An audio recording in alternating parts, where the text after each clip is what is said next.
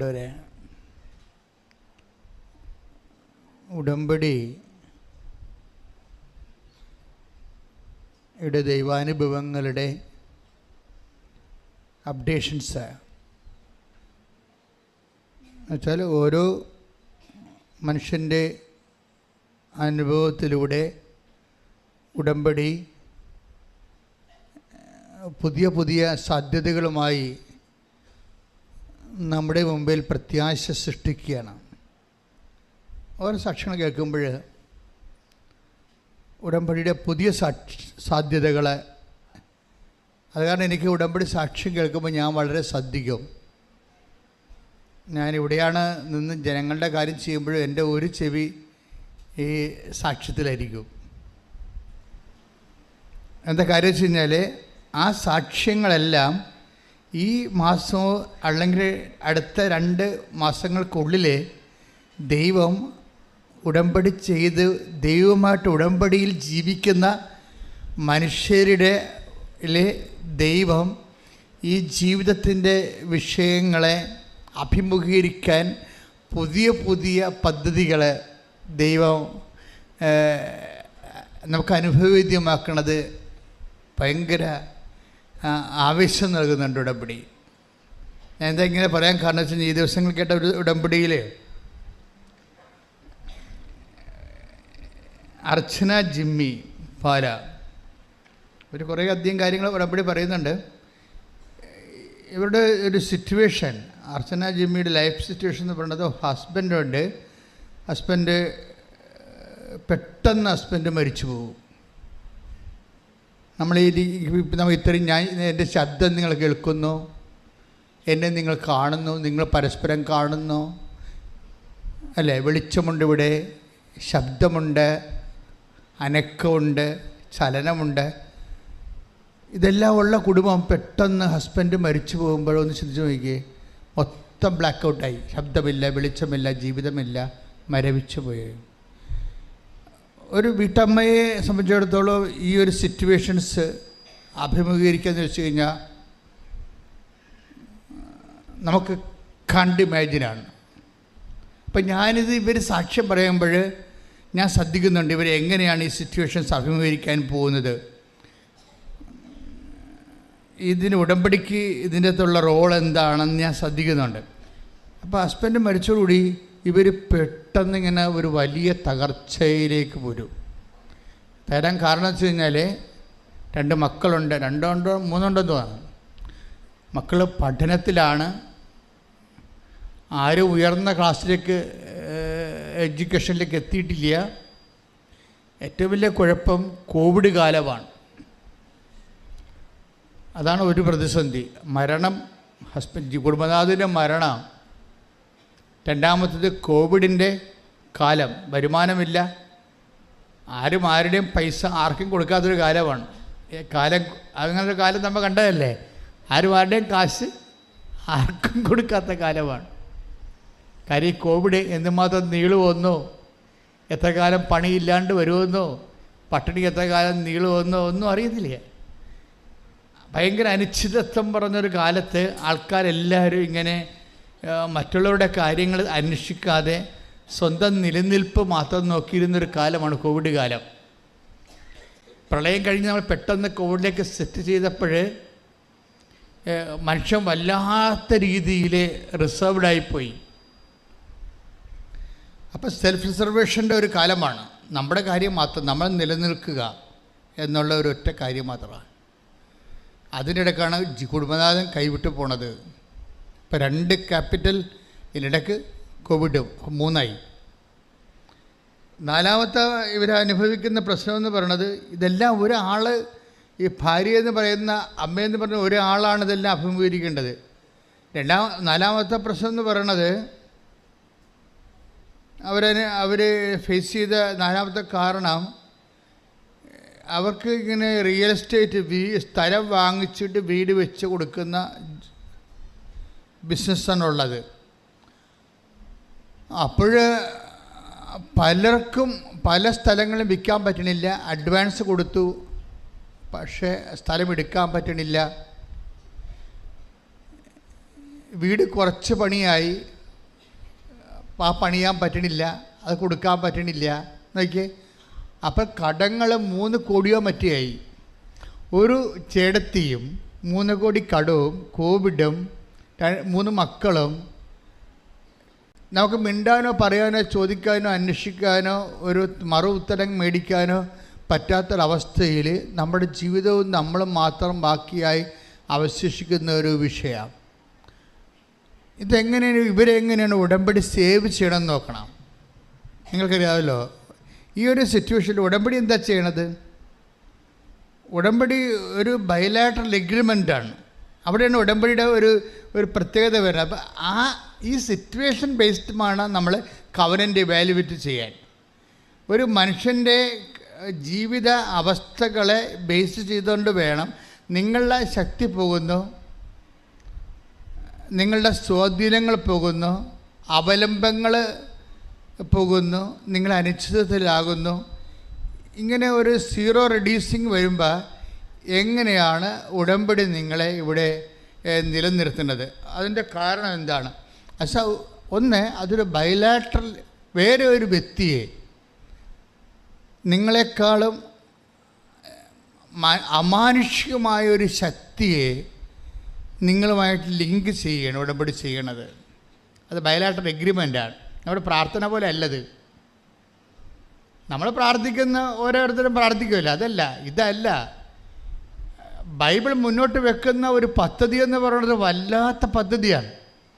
അതൊരു പ്രാർത്ഥനയല്ല, ഒരു അഭൗമവും അലൗകികവുമായിട്ടുള്ള ദൈവികമായ ഒരു വ്യക്തിത്വത്തെ നിങ്ങളുടെ ഈ മാനുഷിക അവസ്ഥകളുമായിട്ട് ലിങ്ക് ചെയ്യും. ഉടനെ ബൈലാറ്ററൽ എഗ്രിമെൻ്റ് ഉഭയകക്ഷി ആയിട്ടുള്ള എഗ്രിമെൻ്റാണ്. ഇതോടുകൂടി, ഈ എഗ്രിമെൻറ്റോടുകൂടി നമ്മൾ ഫ്രീ ആണ്. ഈ അലൗകികമായ ദൈവിക വ്യക്തിത്വത്തിൽ നിന്ന് നമ്മളോട് ആവശ്യപ്പെടുന്ന ഇത്രയേ ഉള്ളൂ, വിശുദ്ധി പാലിക്കണം. കാരണം എന്താണ്? ഞാൻ വിശുദ്ധനാണ്. അതാണ് എബ്രഹാത്തിനോട് പറഞ്ഞത്, അതാണ് മോസസിനോട് പറഞ്ഞത്, അതാണ് വിശുദ്ധി പ്രധാനപ്പെട്ട വിഷയമാണിത്. അപ്പോൾ അങ്ങനെ വരുമ്പോൾ നീ ജീവിത വിശുദ്ധി പാലിക്കണം. അതാണ് ഫസ്റ്റ് കമാൻഡ്മെൻറ്റ്. പിന്നെ എന്നെപ്പോലെ സ്നേഹം കാണിക്കണം. അതാണ് ഈശോ പറയണത്. ഒരു പുതിയ ഉടമ്പടി ഞാൻ നിങ്ങൾക്ക് തരുന്നു, ഞാൻ നിങ്ങളെ സ്നേഹിച്ചതുപോലെ നിങ്ങളും പരസ്പരം സ്നേഹിക്കണം. ഹല്ലേലൂയ ഹല്ലേലൂയ ഹല്ലേലൂയ ഹല്ലേലൂയ യേശുവേ യോഹന്നാൻ 15:12 ഇതാണ് എൻ്റെ കൽപ്പന, ഞാൻ നിങ്ങളെ സ്നേഹിച്ചതുപോലെ നിങ്ങളും പരസ്പരം സ്നേഹിക്കണം. ഇത് ആ ഉടമ്പടിയിലെ മിനിമം പ്രോഗ്രാമേ പറയുന്നുള്ളൂ. എന്താണ്? ഇതാണ് എൻ്റെ കൽപ്പന, ഇതാണ് എൻ്റെ ഉടമ്പടി. എന്താണ്? ഞാൻ നിങ്ങളെ സ്നേഹിച്ചതുപോലെ നിങ്ങൾ പരസ്പരം സ്നേഹിക്കണം. ഇപ്പം ഞാൻ നിങ്ങളെ സ്നേഹിച്ചതുപോലെ എന്ന് പറഞ്ഞാൽ love at the level of the cross ആണ്. ഇതാണ് വിഷയം. നമുക്ക് അവൻ്റെ അകത്തൊന്നും നമ്മളുടെ ഒരു നോംസിൽ സ്നേഹിക്കാൻ പറ്റത്തില്ല. നമ്മുടെ ഒരു നോംസിൽ സ്നേഹിക്കാൻ പറ്റത്തില്ല. നമുക്കറിയാവുന്നത് നമ്മുടെ ഒരു നോംസാണ്. കണ്ണിന് പകരം കണ്ണ്, പല്ലിന് പകരം പല്ലെന്ന് പറഞ്ഞാൽ നമ്മളെ സഹായിച്ചാൽ നമ്മളെ സഹായിക്കൊക്കെ പറഞ്ഞ് പോരാ. രാഷ്ട്രീയ നയങ്ങളൊക്കെ ഉണ്ടാക്കത്തില്ലേ? ഞങ്ങളെ സഹായിച്ചാൽ ഞങ്ങളും സഹായിക്കുന്നതൊക്കെ പറഞ്ഞ് അങ്ങനെ ദൈവത്തിൻ്റെ അടുത്ത് വരത്തില്ല.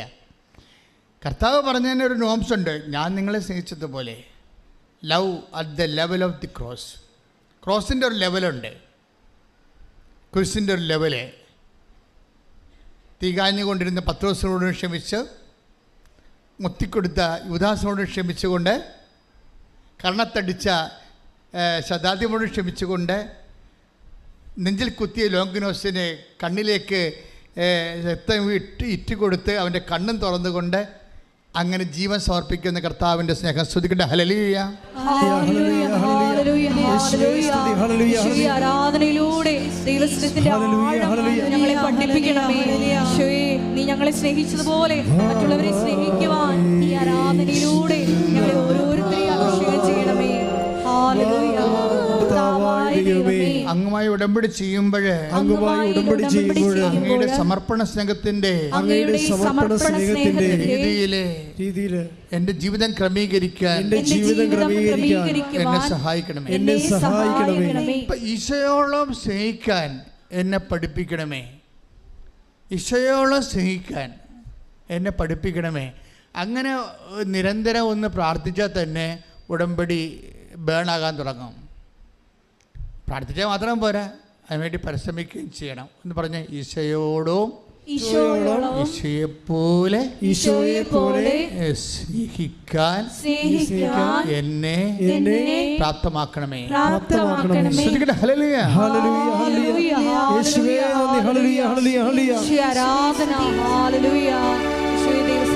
ആഴങ്ങളെ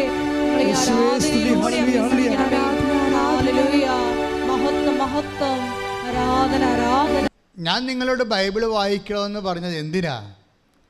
അതിൻ്റെ അർത്ഥം ഈശോയെ വായിക്കണമെന്നാണ് ഉദ്ദേശിക്കുന്നത്. നമ്മൾ ഈശോയെ വായിക്കണം. വായിക്കുമ്പോൾ ഈശോ ഓരോ സിറ്റുവേഷനിൽ എങ്ങനെയാണ് ദൈവസ്നേഹത്തെ കൈമാറിയെന്ന് കാണാം. ആദ്യം പറ്റത്തില്ലായിരിക്കും നിങ്ങൾക്ക്, ചിലപ്പോൾ എനിക്കും പറ്റി കാണത്തില്ല. പക്ഷേ കുറച്ച് കഴിയുമ്പോൾ നമ്മൾ ചിന്തിക്കും, ഇങ്ങനെയല്ലല്ലോ ഈശോ ആയിരുന്നെങ്കിൽ, ഈ സിറ്റുവേഷനെ ഈശോ ആയിരുന്നു കൈകാര്യം ചെയ്തെങ്കിൽ ഇങ്ങനെ ആയിരിക്കില്ലല്ലോ കൈകാര്യം ചെയ്യണമെന്ന് ഓർക്കുമ്പോൾ നമുക്ക് പശ്ചാത്താപം ഉണ്ടാകണം. ഈശോയെ പോലെ ജീവിതം പുനഃക്രമീകരിക്കാൻ നോക്കി നമ്മളൊരു നിരന്തര പശ്ചാത്താപത്തേക്കാണ് വരണത്. അല്ല കുറച്ച് പാപത്തെക്കുറിച്ച് ദുഃഖം തോന്നി കുമ്പസാരിച്ചു, അത് സാങ്കേതികമായി ഒരു പാപക്ഷമൊക്കെ മേടിച്ചു, അതിൻ്റെ ഭാഗമായി വന്ന് ഈശോയെ സ്വീകരിച്ചു. ഇതിൻ്റെ ഒരു കൗതാശികമായ ഈ നടപടിക്രമത്തിൻ്റെ അപ്പുറത്ത് ഈശോയെ ഹൃദയം കൊണ്ട് സ്നേഹിച്ച് ഈശോയുടെ വചനങ്ങൾക്ക് അനുപേക്ഷണീയമായി ജീവിതം നമ്മൾ പുനഃക്രമീകരിക്കാൻ വേണ്ടിയുള്ളൊരു ത്വര നമ്മുടെ ഭാഗത്തു നിന്ന് ഉണ്ടായാൽ തന്നെ ഉടമ്പടി പെട്ടെന്ന് ബേണാകാൻ തുടങ്ങും. എനിക്ക് തോന്നണത് നിങ്ങൾ ഇപ്പോഴും പലരും ചെയ്യണത് ഉടമ്പടിയുടെ നമ്മുടെ ഈ മനുഷ്യരുടെ ഭാഗത്തു നിന്നാണ് കാര്യങ്ങൾ കൂടുതൽ സെറ്റാക്കാൻ നോക്കണമെന്ന് തോന്നണം. ഉടമ്പടിയുടെ ബി പാർട്ടിലാണ് അതിൻ്റെ മുഴുവൻ ജീവനിരിക്കുന്നത്. കർത്താവിൻ്റെ സ്വഭാവം അനുസരിച്ചുകൊണ്ട് ദൈവസ്നേഹത്തെ പ്രതി നമ്മുടെ ജീവിതം ക്രമീകരിക്കാൻ വേണ്ടി, അതുകൊണ്ടാണ് നിങ്ങൾ എത്ര കഷ്ടപ്പാടാണെന്ന് പറഞ്ഞാലും ഞാൻ പറയും നിങ്ങൾ പ്രേക്ഷിത പ്രവർത്തനം ചെയ്യണം. എൻ്റെ അച്ഛൻ ഞാൻ എങ്ങനെ ചെയ്യാനാ? എൻ്റെ വീട്ടിൽ തന്നെ 3 രോഗികളുണ്ട്, 30 രോഗികളുണ്ടായാലും ഞാൻ പറയും അതൊക്കെ ശരി, അത് നിങ്ങളുടെ കടമയാണ്, നിങ്ങൾ പുറത്ത് പോയി ശുശ്രൂഷ ചെയ്യണമെന്ന് പറയും. അങ്ങനെ പറയത്തുള്ളൂ. എൻ്റെ വീട്ടിൽ തന്നെ 3 രോഗികളുണ്ടെന്ന് പറയുമ്പോൾ ഞാൻ പറയും അതൊക്കെ ശരി, അത് നിങ്ങളുടെ കടമയാണ്.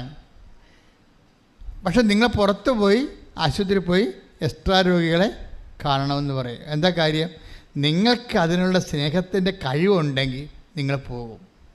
അപ്പോൾ ദൈവത്തിന് തോന്നും നിങ്ങൾ ട്രൂ ആണെന്ന് തോന്നും, സത്യമാണ്, ഡ്യൂപ്ലിക്കേറ്റ് അല്ലെന്ന് തോന്നും. എൻ്റെ മക്കളെ, എപ്പോഴും നമ്മുടെ മുമ്പിൽ ഉടമ്പടിയിൽ ഉയർത്തുന്ന വെല്ലുവിളി എന്താണെന്നറിയാവോ? ഉടമ്പടി ഉയർത്തുന്ന വെല്ലുവിളി നിങ്ങൾ ഡ്യൂപ്ലിക്കേറ്റ് അല്ല എന്ന് ദൈവത്തിൻ്റെ തിരുസന്നിധിയിൽ ദൈവത്തെ തെரியപ്പെടുത്തുന്നതാണ് എൻ്റെ വെല്ലുവിളി. മനസ്സിലായോ? നിങ്ങൾ ഡ്യൂപ്ലിക്കേറ്റ് അല്ല, സത്യസന്ധമായിട്ടാണ് ഉടമ്പടിയിൽ ദൈവവുമായിട്ട് കൈ കൊടുത്തിരിക്കണമെന്ന് ദൈവത്തെ ബോധ്യപ്പെടുത്തുന്നതിനാണ് ഇതിൻ്റെ ഏറ്റവും വലിയ ചാലഞ്ച് എന്ന് പറയണത്.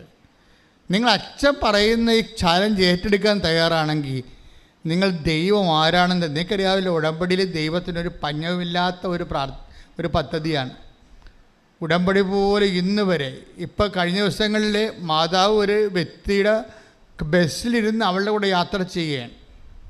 രാത്രിയും പകലും അല്ലാതെയും എപ്പോഴും ദൈവം കൂടെ സഞ്ചരിക്കുക. അപ്പോൾ ഇതിന് വല്ലാത്ത നമുക്ക് നമ്മുടെ മുമ്പിൽ അതായത് കഴിഞ്ഞ 2000 വർഷങ്ങൾക്കുള്ളിൽ മനുഷ്യരെ ഉണ്ടായിട്ടുള്ള ദൈവാനുഭവങ്ങളെക്കാളെല്ലാം കവച്ച് വെക്കുന്ന ദൈവാനുഭവങ്ങളുമായിട്ടാണ് ഓരോ ദിവസവും കൃപാസനം കവാടം തുറക്കണത്. ജനങ്ങളുടെ ജീവിതാനുഭവങ്ങളും സാക്ഷ്യങ്ങളും കേൾക്കാൻ വേണ്ടി നമ്മളെ ഞെട്ടിച്ചുകൊണ്ട്. അപ്പോൾ അവിടെയെല്ലാം ഇൻവെസ്റ്റ് ചെയ്യാൻ ആർക്കാണ് കൂടുതൽ ഇൻവെസ്റ്റ് ചെയ്യുന്നവരെ? വെള്ളി ഇൻവെസ്റ്റ് ചെയ്യുന്നവർ വെള്ളിയാണ് കരസ്ഥമാക്കുന്നത്, സ്വർണ്ണം ഇൻവെസ്റ്റ് ചെയ്യുന്നവർ സ്വർണ്ണം കരസ്ഥമാക്കും. അപ്പോൾ ആർക്കാണ് കപ്പാസിറ്റി? ഇതിനിടയ്ക്ക് കുറേ പൊട്ടന്മാരുമുണ്ട്. പൊട്ടികളും വന്നിട്ട് ചുമ്മാ എന്തെങ്കിലും പരീക്ഷ പാസ്സാകാനോ വല്ല വസ്തു വിൽക്കാനോ വന്ന് എന്തെങ്കിലും കാണിച്ചു കൂട്ടി 2-3 പത്രം മേടിച്ച് ഈ വിറവാദം പിടിച്ചവരെ പോയി എവിടെയെങ്കിലും കൊടുത്തിട്ട് പ്രത്യക്ഷിക്കുന്ന പ്രാർത്ഥന ചൊല്ലിയിരിക്കുന്ന ആൾക്കാരുണ്ട്. എനിക്ക് അവരെക്കുറിച്ചൊന്നും പറയാനില്ല. അവരെടുത്ത് പോയിക്കോട്ടെ, അവരെ കൊണ്ട് ചെയ്യാൻ പറ്റേ അവർ ചെയ്യട്ടെ. പക്ഷേ ഇവിടെ ഉടമ്പടി ആഘോഷിക്കുന്നത് അവരല്ല. ഉടമ്പടി ആഘോഷിക്കുന്നത് ദൈവമായിട്ടാണ് ഞാൻ കൈ കൊടുത്തിരിക്കണമെന്ന് ഈ അൾത്താരെ ചവിട്ടുമ്പോൾ അമ്മ തോണ്ടിക്കൊണ്ട് പറയും, നീ ഞാനുമായിട്ട് ഇടമ്പാട്, അപ്പായുമായിട്ടാണ് ഉടമ്പടി, ഞാനാണ് മധ്യസ്ഥെന്ന് പറയും. എന്ന് പറയുന്നവൻ കരഞ്ഞും കൂവിയും നിലവിളിച്ചുകൊണ്ടാണ് പ്രാർത്ഥിക്കുന്നത്. അവൻ പോകുമ്പോഴെല്ലാം അവൾ പോകുമ്പോഴെല്ലാം ദൈവം ഒരു നിഴൽ പോലെ അവളുടെ കൂടെ കൂടും. എന്താണ് അത്? ഡ്യൂപ്ലിക്കേറ്റ് അല്ലെന്ന് ദൈവത്തിന് അറിയാം. ശ്രുതികട്ടെ ഹല്ലേലൂയ.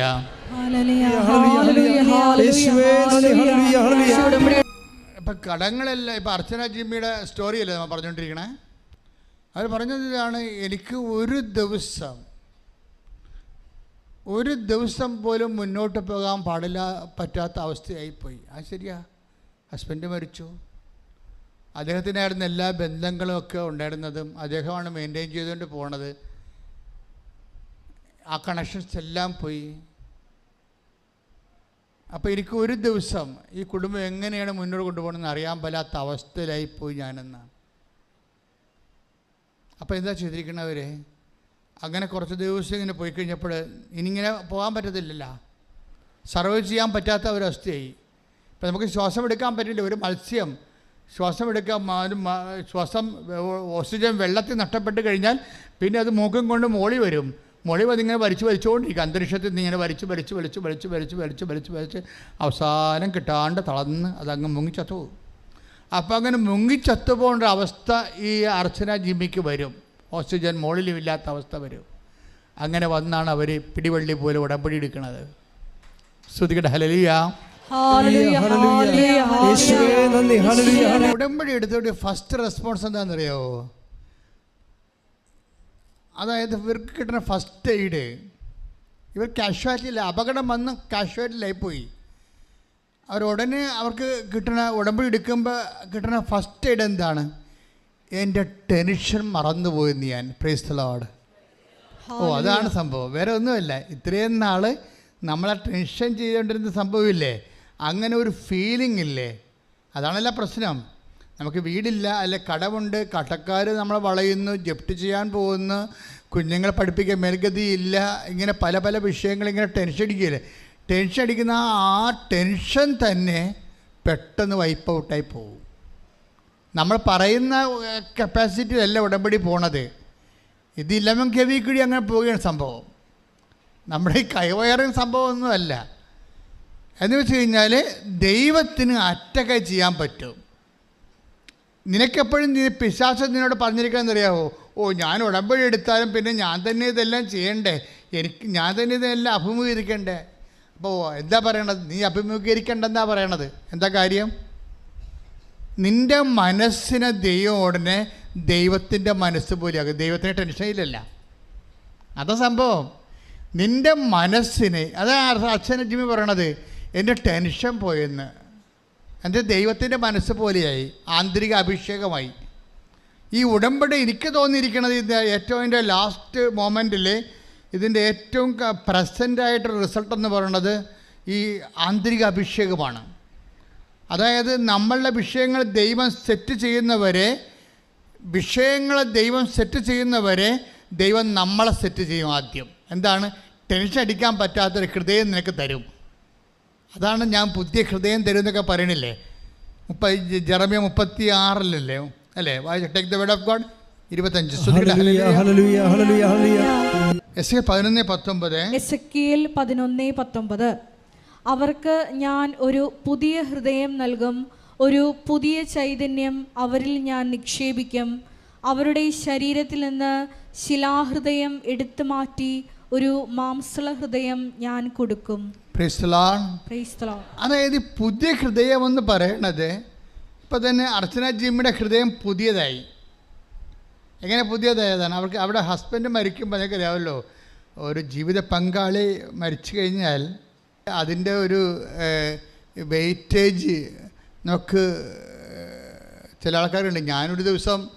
ഞാനൊരു ദിവസം എൻ്റെ ഇടവകയിൽ ഒരു മരിപ്പ് അറിഞ്ഞാണ് ചെല്ലുന്നത്. അപ്പോൾ എൻ്റെ ഇടവകയിൽ ഇരിക്കുന്ന സമയത്ത് കൈക്കാരനൊന്നും അല്ലെങ്കിലും അദ്ദേഹത്തിന് പള്ളിയോടും എന്നോടും ഒക്കെ ഭയങ്കര കൂറുള്ളൊരു മനുഷ്യനായിരുന്നു.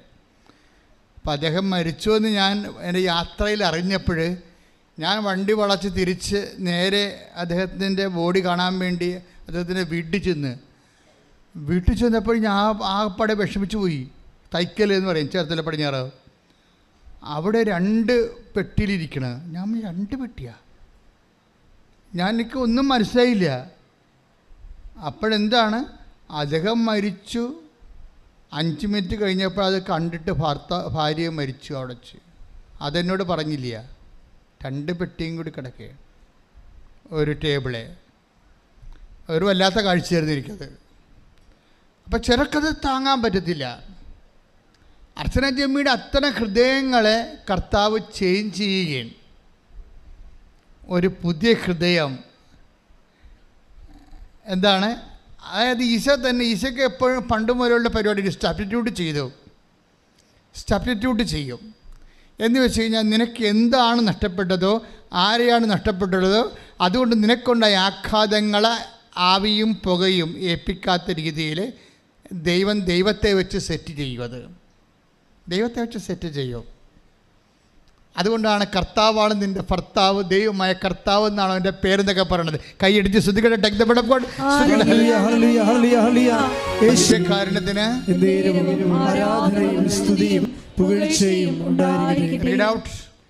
യെശയ്യാ 54:5 നിന്റെ സൃഷ്ടാവാണ് നിന്റെ ഭർത്താവ്. ഒന്ന് പറഞ്ഞേ, നിന്റെ സൃഷ്ടാവാണ് നിന്റെ ഭർത്താവ്. സൈന്യങ്ങളുടെ കർത്താവ് എന്നാണ് അവിടുത്തെ നാമം. പെട്ടെന്ന് സബ്സ്റ്റിറ്റ്യൂഷൻ നടക്കും. ഈശോയ്ക്ക് എങ്ങനെ സബ്സ്റ്റിറ്റ്യൂട്ട് ചെയ്യാൻ പറ്റും?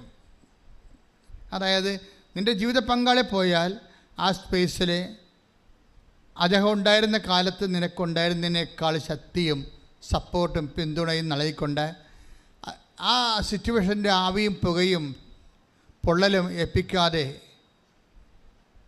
യെശയ്യാ 43:2 അനുസരിച്ച് കൊണ്ട് വർക്കൗട്ട് ചെയ്യാം. എന്താണ്? അഗ്നിയിലൂടെ നടക്കും, അഗ്നി നിന്നെ വിഴുങ്ങുകയില്ല. വെള്ളത്തിലൂടെ പോകും, വെള്ളം നിന്നെ മുക്കുകയില്ല. കൈയടിച്ച് ശ്രുതികട്ടെ. ഹല്ലേലൂയ.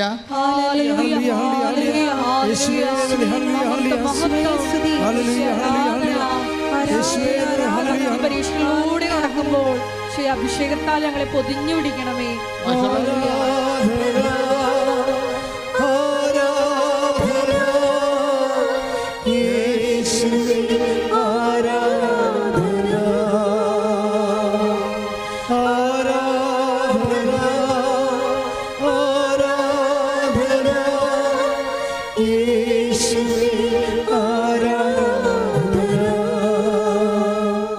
യെശയ്യാ 43:2 സമുദ്രത്തിലൂടെ കടന്നു പോകുമ്പോൾ കടന്നു പോകുമ്പോൾ ഞാൻ നിന്നോട് കൂടെ ഉണ്ടായിരിക്കും.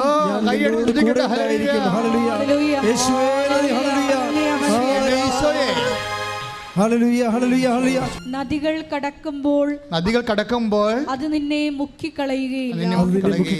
അഗ്നിയിലൂടെ നടന്നാലും നിനക്ക് പൊള്ളലേൽക്കുകയില്ല.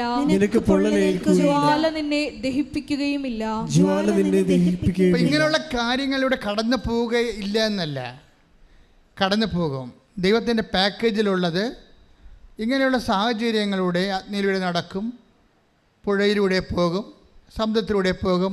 ഇങ്ങനെ ജീവിതത്തിൻ്റെ വ്യത്യസ്തങ്ങളായ കാലാവസ്ഥകളുടെ അനുഭവങ്ങളിലൂടെ നാം കടന്നു പോകും. പക്ഷെ കടന്നു പോകുമ്പോഴെന്താണ്? There is a package. അത് കവനൻ്റൽ പാക്കേജാണത്. എന്താണ്? അത് തീ നിന്നെ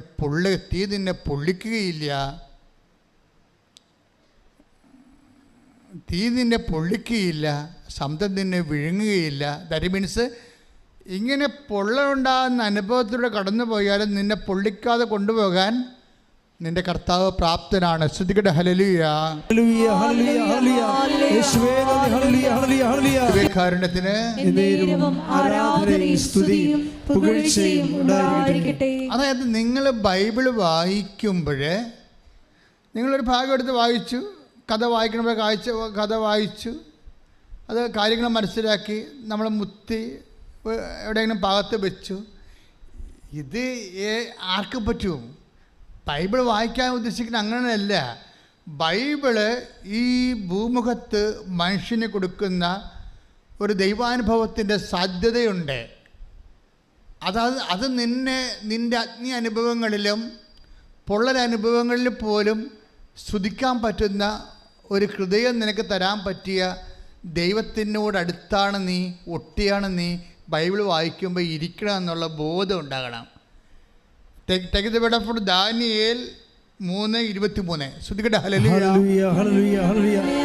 യേശുവേ നന്ദി. ഹല്ലേലൂയ ഹല്ലേലൂയ സ്തുതി. യേശുവേ ആരാധന ആരാധന. ദാനിയേൽ 3:23. ശദ്രാക്ക്, മെഷാക്ക്, അബ്നെഗോ എന്നീ 3 പേരും ബന്ധിതരായി ജ്വലിക്കുന്ന തീച്ചൂളയിൽ പതിച്ചു. അവർ ദൈവത്തിന് കീർത്തനം ആലപിച്ചുകൊണ്ടും കർത്താവിനെ സ്തുതിച്ചുകൊണ്ടും തീജ്വാലകളുടെ മധ്യേ നടന്നു. അതായത് ഈ ദാനിയേലിനെ അവിടുത്തെ നെബൂഖദ്നേസർ രാജാവ് അഗ്നിയെ ഇട്ട് ശിക്ഷിക്കുന്ന ഭാഗമാണ്. പക്ഷെ ദാനിയേൽ എന്നാ ചെയ്തുകൊണ്ടിരുന്നത് വെച്ച് കഴിഞ്ഞാൽ,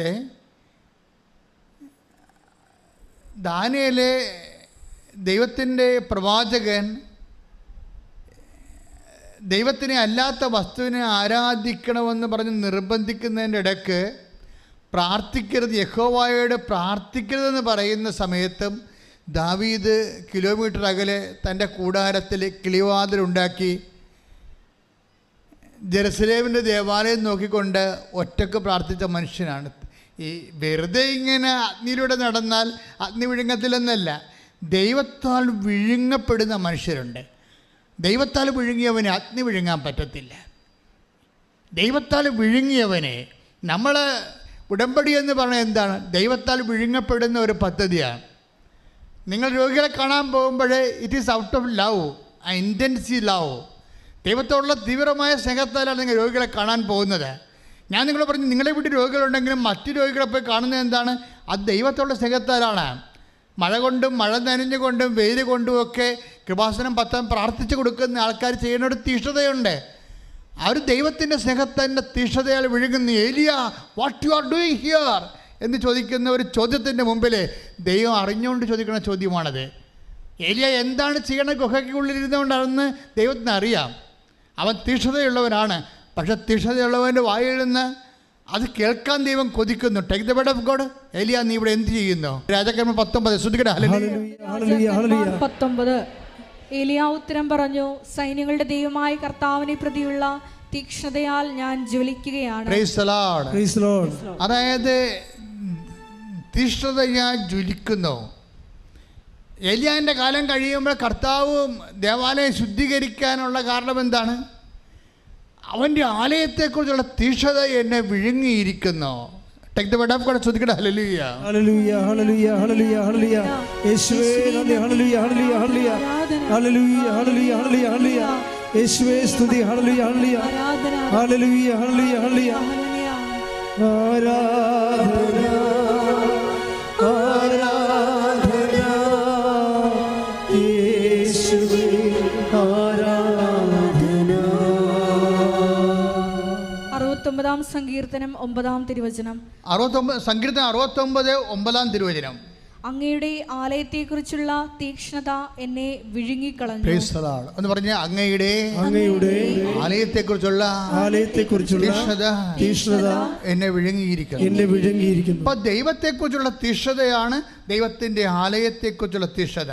അത് സങ്കീർത്തനം പറയണത്, കർത്താവേ അങ്ങയുടെ ആലയത്തിലേക്ക് പോകാം എന്ന് പറഞ്ഞപ്പോൾ തന്നെ എൻ്റെ ഹൃദയം ആനന്ദം കൊണ്ട് നിറഞ്ഞു.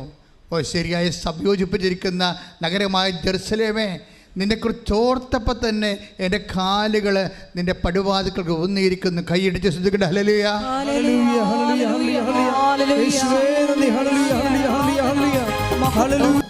122-ാം സങ്കീർത്തനം. കർത്താവിന്റെ ആലയത്തിലേക്ക് നമുക്ക് പോകാം. കർത്താവിന്റെ ആലയത്തിലേക്ക് നമുക്ക് പോകാം അവർ പറഞ്ഞപ്പോൾ ഞാൻ സന്തോഷിച്ചു. ജെറുസലേമേ, ഇതാ ഞങ്ങൾ നിന്റെ കവാടത്തിനുള്ളിൽ എത്തിയിരിക്കുന്നു. നന്നായി പണിതിണക്കിയ നഗരമാണ് ജെറുസലേം. അതിലേക്ക് ഗോത്രങ്ങൾ വരുന്നു. കർത്താവിന്റെ ഗോത്രങ്ങൾ ഇസ്രായേലിനോട് കൽപ്പിച്ചതുപോലെ കർത്താവിന്റെ നാമത്തിന് കൃതജ്ഞതയർപ്പിക്കാൻ അവർ വരുന്നു.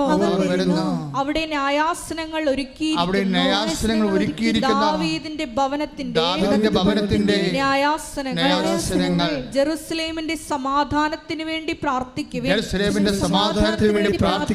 നിന്നെ സ്നേഹിക്കുന്നവർക്ക് ഐശ്വര്യമുണ്ടാകട്ടെ.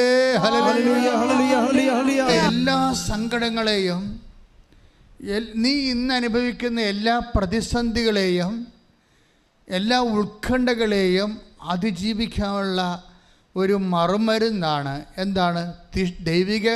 ദൈവത്തിൻ്റെ സന്നിധാനം. എന്താണ്? കർത്താവിൻ്റെ ആലയത്തിൻ്റെ സമാധാനത്തിന് വേണ്ടി പ്രാർത്ഥിക്കുന്നവർക്ക് ഐശ്വര്യം പ്രാപിക്കട്ടെ. എന്തൊരു സന്തോഷമാണ്, എന്തൊരു ദൈവസ്നേഹമാണ്. അതായത് ജെറുസലേം ദൈവത്തിൻ്റെ സാന്നിധ്യമാണ്. കർത്താവിൻ്റെ ആലയത്തിലേക്ക് ഞങ്ങൾ പോകാം എന്ന് ചിന്തിച്ചപ്പോൾ തന്നെ എൻ്റെ മനസ്സ് അവിടെ എത്തിയതുപോലെയാണ് എന്ന് പറഞ്ഞുകൊണ്ട് ഈ സങ്കീർത്തകൻ്റെ സന്തോഷം ഭയങ്കരമാണ്. അപ്പോൾ ദൈവത്തെ സ്നേഹിക്കുമ്പോൾ, ദൈവത്തെക്കുറിച്ചുള്ള ഉടമ്പടി ചെയ്യുമ്പോൾ, നിങ്ങൾ ചെയ്യണ മുമ്പ് തന്നെ ഈ ഒരു സ്നേഹത്തിൻ്റെ തലങ്ങളെക്കുറിച്ച് നിങ്ങൾക്ക് നല്ല ബോധമുണ്ടാകണം. അല്ലെങ്കിൽ അവിടെ ഇങ്ങോട്ട് ആലപ്പുഴ പോകാം, അവിടെ ഒരു മാതാവുണ്ട്, അവിടെ കൊണ്ട് അപേക്ഷ എഴുതിയിട്ടാൽ എല്ലാം ശരിയാവുമെന്ന് പറഞ്ഞിരിക്കണല്ലേ. അങ്ങനെ കുറേ കാണ്ടാമൃഗങ്ങൾ വന്നിട്ടുണ്ട്. അതല്ല സംഭവം. നിങ്ങൾ ദൈവം സ്നേഹിക്കാൻ വേണ്ടി നിങ്ങൾ ഈ ജന്മത്തിൽ, ഈ ആയുസ്സിൽ വിളിച്ചിരിക്കുകയാണ്. നിങ്ങളുടെ ഹസ്ബൻഡ് നഷ്ടപ്പെട്ടോ, നിങ്ങളുടെ കുടുംബത്തിൽ മക്കൾ കഞ്ചാവിന് അടിമയായോ, അതൊന്നുമല്ല പ്രശ്നം. പ്രശ്നം എന്താണ്? അതൊരു പ്രശ്നമേ അല്ല. അതൊക്കെ ഒരു സെക്കൻഡ് കൊണ്ട് ഈ മണ്ണിൽ മാറിയ ചരിത്രമാണ് കൃപാസനത്തിൻ്റെ ചരിത്രം. അതല്ല ഇവിടുത്തെ വിഷയം. നമ്മുടെ പ്രശ്നം എന്താണ്? ദൈവത്തെ സ്നേഹിക്കാനുള്ള വിളി ലഭിച്ചിട്ട് ആ വിളി മനസ്സിലാക്കാത്ത പോലെയല്ലേ നമ്മുടെ പ്രശ്നം. ഇപ്പോഴെന്താ പ്രശ്നം പരിഹരിക്കാൻ പോകുന്നത്? ഈ കവനൻ്റിലൂടെ, ഈ ഉടമ്പടിയിലൂടെ എൻ്റെ പൈതലെ, നീ ഇപ്പോൾ നിൻ്റെ ദൈവമായിട്ട് നിരപ്പാകാൻ പോകുന്നു. നീ ദൈവമായിട്ട് ധാരണയാകാൻ പോകുന്നു. നിന്റെ ദൈവത്തെ സ്നേഹിക്കാനുള്ള അവസരം നീ തിരിച്ചറിയുന്നു. അവസരം സ്നേഹിച്ചുകൊണ്ട് നീ തീഷ്ണതയായി ജ്വലിച്ചുകൊണ്ട് നീ ദൈവത്താൽ വിഴുങ്ങപ്പെടാൻ പോകുന്നു. മറ്റാരും നിന്നെ വിഴുങ്ങാൻ പറ്റാത്ത രീതിയിൽ ദൈവത്താൽ വിഴുങ്ങപ്പെടാൻ വേണ്ടി ദൈവം ഒരു സംവിധാനം ഉണ്ടാക്കിയിരിക്കുന്നു. That is covenant. അതാണ് ഉടമ്പടി. ശ്രുതികട്ടെ ഹല്ലേലൂയ. ദൈവത്തെ സ്നേഹിക്കാൻ, ആ സ്നേഹത്തിൻ്റെ തീക്ഷ ജ്വലിച്ചുകൊണ്ട് നിന്റെ സത്യസന്ധത വെളിവാക്കിക്കൊണ്ട് ദൈവത്തെ, ഈ ലോകത്തെ ജയിക്കാൻ ദൈവത്തിൻ്റെ സ്വർഗീയ സംവിധാനമാണ് ഉടമ്പടി. ശ്രുതികട്ടെ ഹല്ലേലൂയ. പിന്നെ പറഞ്ഞ കാര്യങ്ങളൊക്കെ രസകരമാണ്. ഞാൻ ഉടമ്പടി എടുത്ത് വീട്ടിൽ ചെന്നപ്പോൾ നിങ്ങൾക്കറിയാമല്ലോ, അതായത് ഞങ്ങൾക്ക് കുറേ കടങ്ങൾ ഉള്ളതാണ് ബാങ്കിൽ. ഇപ്പോൾ 2 മക്കളുണ്ട്. 2 മക്കൾക്കും വിദേശത്ത് പോയി പഠിക്കണം. അപ്പോൾ ആദ്യത്തെ കടമ്പ IELTS ആണ്. അത് 5, 6, 10 പ്രാവശ്യമൊക്കെ ആൾക്കാർ എഴുതണത്. പിന്നത്തെ കടമ്പയെന്ന് പറയണത് പണമാണ്. അതിനും കുറേ കഷ്ടപ്പാടുകളൊക്കെ അനുഭവിച്ചാണ് ആൾക്കാർ 10-20 ലക്ഷം രൂപയൊക്കെ ഉണ്ടാക്കുന്നത്. ഇങ്ങനെ ഓരോ വിഷയത്തിനും ജനങ്ങൾ വല്ലാതെ കഷ്ടപ്പെട്ടാണ് ഈ കാര്യങ്ങൾ ചെയ്യണത്. ഈ ഒത്തിരി കഷ്ടപ്പെട്ട് ചെയ്യുമ്പോൾ നിങ്ങളെപ്പോഴും ചിന്തിക്കേണ്ട കാര്യം, കർത്താവല്ലാതെ ചെയ്യണത് നിങ്ങളാണെന്ന് ഓർത്തേക്കണം. അത് ഉടമ്പടി അനോയിൻറ്റിങ് ലെവലിലായിട്ടില്ല. ഇപ്പോഴും മസ്കുലർ മാനുവൽ ലെവലിൽ കിടക്കുകയാണ്. ഉടമ്പടിക്ക് 2 ലെവലുണ്ട്. ഒന്ന് അനോയിൻറ്റിങ് ലെവൽ, അവിടെ നമ്മളൊന്നും ചെയ്യേണ്ടി വരത്തില്ല, അത് കർത്താവ് തന്നെ ചെയ്യും. മകൻ ഒറ്റ പ്രാവശ്യം പോയി IELTS എഴുതി, അപ്പം തന്നെ ജയിച്ചു. ശ്രുതികട്ടെ ഹല്ലേലൂയ.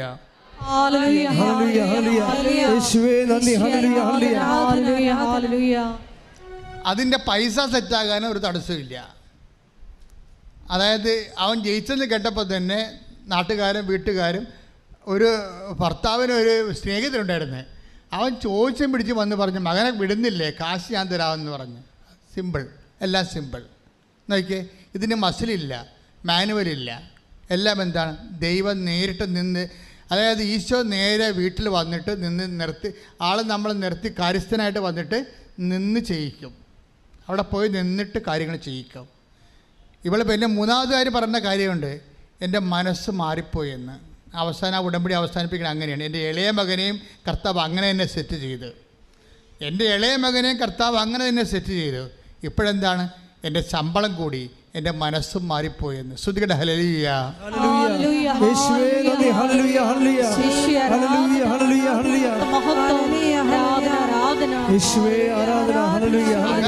ഇതൊന്നും ഏക്കാത്തൊരു മനസ്സ് കർത്താവ് കൊടുത്തവക്ക്, ഇതൊന്നും ഏക്കാത്ത ഒരു മനസ്സ്. നമ്മൾ എസെക്കിയേൽ 36 എടുത്തേ. ശ്രുതികട ഹല്ലേലൂയ.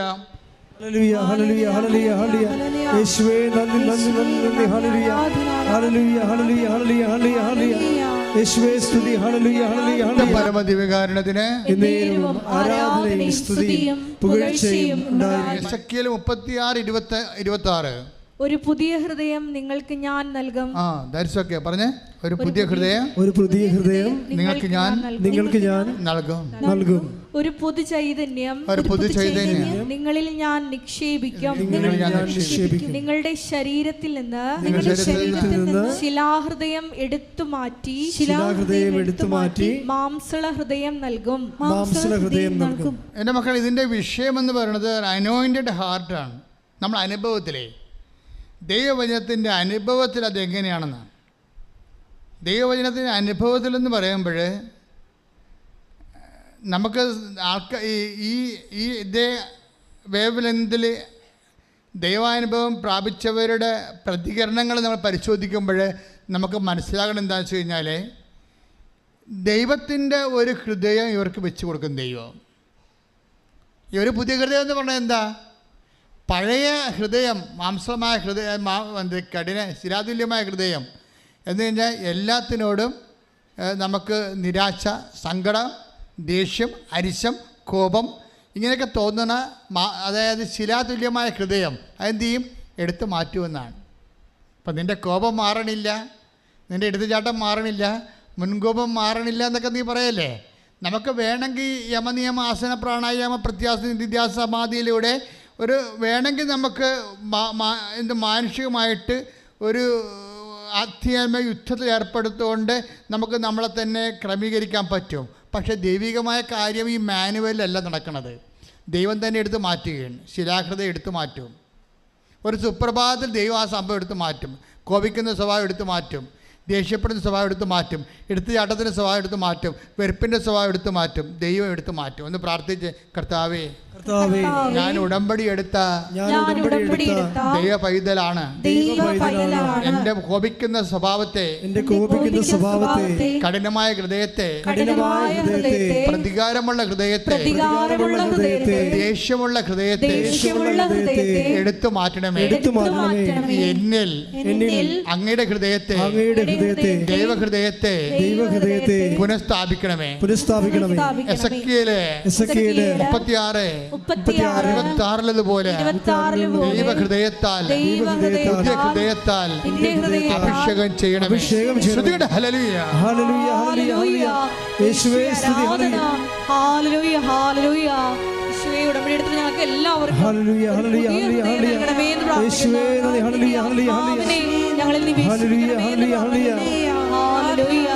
മഹത്വം, മഹത്വം, ആരാധന, ആരാധന. പരിശുദ്ധ പരമദിവ്യകാരുണ്യത്തിന് ആരാധനയും സ്തുതിയും പുകഴ്ചയും ഉണ്ടായിരിക്കട്ടെ. യെരമ്യാ 31:33 ശ്രുതികട ഹല്ലേലൂയ. ഹല്ലേലൂയ, ഹല്ലേലൂയ, ഹല്ലേലൂയ, ഹല്ലേലൂയ, ഹല്ലേലൂയ. യേശുവേ നന്ദി. Hallelujah, hallelujah. യെരമ്യാ 31:33 അതെ. കർത്താവ് അരുൾ ചെയ്യുന്നു, കർത്താവ് അരുൾ ചെയ്യുന്നു, ആ ദിവസം വരുമ്പോൾ ഞാൻ ഇസ്രായേലുമായി ചെയ്യുന്ന ഉടമ്പടി ഇതായിരിക്കും. ഞാൻ എന്റെ നിയമം അവരുടെ ഉള്ളിൽ നിക്ഷേപിക്കും, അവരുടെ ഹൃദയത്തിൽ എഴുതും.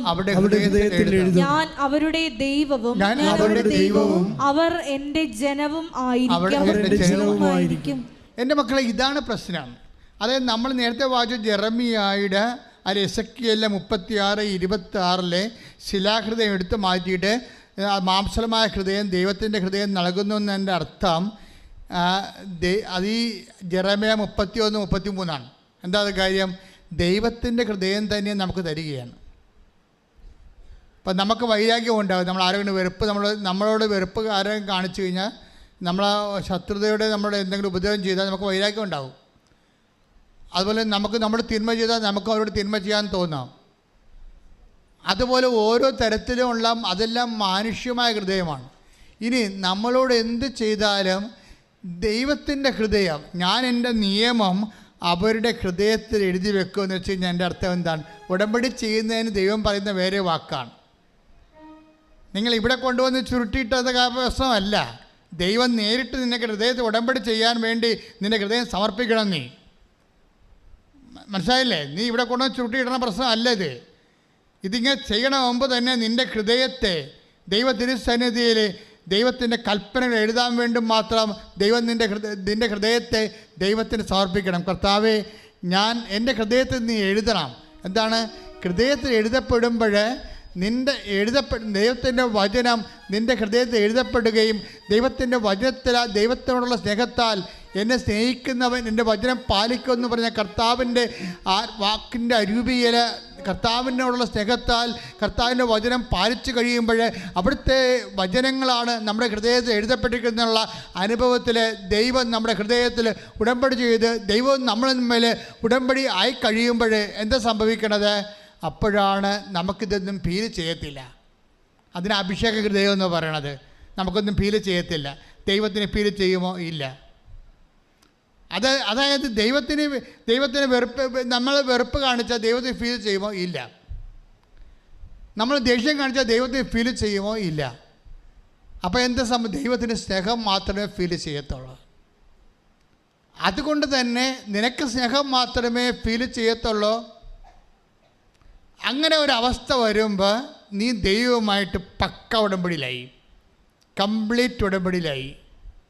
ഞാൻ എൻ്റെ ജെറമ്യ 31:33 ഞാൻ എൻ്റെ വചനങ്ങൾ നിൻ്റെ ഹൃദയത്തിൽ എഴുതി വെക്കുമെന്ന് പറയുമ്പോൾ, എസെക്കിയേൽ 36:26 ഞാൻ നിനക്ക് പുതിയ ഹൃദയം തരുമെന്ന് പറയുമ്പോൾ രണ്ട് ഫലത്തിൽ ഒന്നാണ്. എന്താ കാര്യം? നിനക്ക് ദൈവസ്നേഹം നിറഞ്ഞിരിക്കുന്ന കർത്താവിൻ്റെ ആ സ്നേഹത്താൽ കർത്താവിൻ്റെ വചനം എന്നെ സ്നേഹിക്കുന്നതിൻ്റെ വചനങ്ങൾ പാലിക്കുമെന്ന് പറഞ്ഞ 13:35 യോഹന്നാൻ്റെ സുവിശേഷം വർക്കൗട്ട് ചെയ്യാൻ. അതായത് ഉടമ്പടി എന്ന് പറയണത് ദൈവം നമ്മുടെ ഹൃദയത്തിൽ നിർവഹിക്കുന്ന ദൈവികമായ ഒരു ആലേഖന അഭിഷേക പദ്ധതിയാണ്. കൈയടിച്ച് ശ്രദ്ധിക്കട്ടെ. ഹല്ലേലൂയ,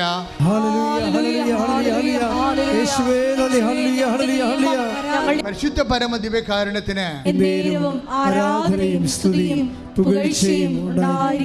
ഈ ദിവസങ്ങളിൽ വേറെ ഒരു സാക്ഷ്യമുണ്ടായി. ആ സാക്ഷ്യത്തിൽ ദൈവത്തിൻ്റെ ഭാഗങ്ങളെല്ലാം കറക്റ്റാണ്, മനുഷ്യൻ്റെ ഭാഗങ്ങൾ കറക്റ്റല്ല. നമ്മളിപ്പോൾ പറഞ്ഞ വചനവുമായിട്ട് ഞാൻ ഇനി പറയാൻ പോകുന്ന സാക്ഷ്യങ്ങളെ നിങ്ങൾ കൂട്ടിവെക്കുമ്പോൾ ഞാൻ എന്താ ഉദ്ദേശിച്ചതെന്ന് നിങ്ങൾക്ക് മനസ്സിലാകും. സാക്ഷ്യം പറഞ്ഞിരിക്കുന്നത് പള്ളിക്കരയിൽ നിന്ന്, എറണാകുളം പള്ളിക്കരയിൽ നിന്ന് ലക്ഷ്മിയാണ് സാക്ഷ്യം പറഞ്ഞിരിക്കുന്നത്. സാക്ഷ്യം ഇതാണ്: 26 വർഷമായിട്ട് അവർ പൊതുമേഖലാ സ്ഥാപനത്തിൽ വർക്ക് ചെയ്യാണ്. ഗാർഡനർ പൂന്തോട്ടക്കാരായിട്ട് വർക്ക് ചെയ്യാണ് ഗവൺമെൻറ് സ്ഥാപനത്തിൽ. അപ്പോൾ അവർ വർക്ക് ചെയ്തുകൊണ്ടിരിക്കുന്ന സമയത്ത് 12 കൊല്ലമായിട്ട് അവരുടെ അപ്പനും അമ്മയും തളർവാദം പിടിപെട്ട് വീട്ടിൽ കിടക്കുകയാണ്. 12 കൊല്ലമായിട്ട് അപ്പനും അമ്മയും തളർവാദം പിടിപെട്ട് വീട്ടിൽ കിടക്കുക. അപ്പോൾ അവരെ നോക്കാൻ ആരും ഇല്ല. അമ്മയും കൂടെ തളർവാദം വന്ന് വീണ് അപ്പനും അമ്മയും വീണ സ്ഥിതിക്ക് അപ്പം തന്നെ ആങ്ങളെയും ഭാര്യ അവിടെ നിന്ന് സ്കൂട്ടായി. അവിടെ തന്നെ അവരപ്പം പുറംവാതിലൂടെ വെരിയും ചാടി അവർ പോയി. കാര്യം അവർക്ക് ഇവിടെ ഉണ്ട്, അവരുടെ ജീവിതം പോകും. അപ്പനെ അങ്ങനെ നോക്കി കഴിഞ്ഞാലേ അവരുടെ ജീവിതം പോകും. അതുകൊണ്ട് അവർ നാത്തും ഭാര്യയും മകനെയും പിടിച്ചുകൊണ്ട് സ്ഥലം വിട്ട്. പിന്നെ എന്ത് ചെയ്യും? അപ്പനും അമ്മയും ഇവരുടെ തലയിലായി. അതിനകത്ത് അവർക്ക് സങ്കടമൊന്നുമില്ല. പക്ഷേ സങ്കടമുള്ളത് വെച്ച് കഴിഞ്ഞാൽ അവിടെ ജോലി ഈ അപ്പനെയും അമ്മയും നോക്കി നിന്നത് കാരണം ജോലി സമയത്തും കാലത്തും ജോലിക്ക് പോയില്ല. പൂന്തോട്ടത്തിൽ കളകളൊക്കെ വളർന്ന് പൂക്കളൊന്നും വിടരണില്ല. ഗവൺമെൻറ് ഇവരെ പുറത്താക്കി, ജോലി പോയി. രണ്ടാഴ്ച കാശ്വാച്ച് വരാൻ കണ്ട അപ്പനും അമ്മയും വീണു. അത് അവരെ നോക്കാൻ വേണ്ടി നിന്നപ്പോൾ ആങ്ങളെ ചാടിപ്പോയി ഭാര്യയുമായിട്ട്. പിന്നെന്താ സംഭവിച്ചത്? അങ്ങനെ പോയാലും ഞാൻ കുറ്റം പറയത്തില്ല. എന്താ കാര്യം? ആ സിറ്റുവേഷനിൽ അയാൾക്ക് ജീവിക്കാൻ പറ്റും, ആർക്ക് ജീവിക്കാൻ പറ്റുന്നേ പറയത്തുള്ളൂ. അത് അവരുടെ കാര്യം. എന്നാലും ഞാൻ അവർ പറഞ്ഞത് കൊണ്ട് പറയണതാ. അപ്പോൾ ഇവർ അപ്പനും അമ്മയും നോക്കാൻ വേണ്ടി നിൽക്കുകയാണ്. ഇവർക്ക് വേലയുമില്ല, പണിയുമില്ല. ഉള്ളത് കൊണ്ടൊക്കെ ഇങ്ങനെ ഉരുട്ടി കൊണ്ടുപോവുകയാണ് കുടുംബം. എന്തൊരു കഷ്ടപ്പാടാന്ന് ചോദിക്കേ. അതിനിടയ്ക്ക് വേറൊരു സംഭവം ഉണ്ടായി. ഇവിടെ ചേടത്തിനെ കല്യാണം കഴിച്ച വീട്ടിൽ വണ്ടി ഇടിച്ച് ചേടത്തിയും ഭർത്താവും മരിച്ചു. അവർക്ക് 3 കുഞ്ഞുങ്ങളുണ്ട്. ആ 3 കുഞ്ഞുങ്ങൾ കൂടി ഇവിടെ വന്ന് നിൽക്കണം ഇപ്പോൾ.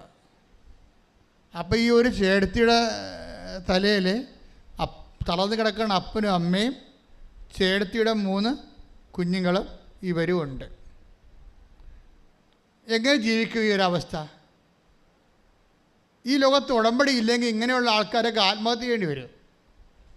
തമസമല്ല, അവരുടെ മുമ്പിൽ വേറെ വഴിയില്ല.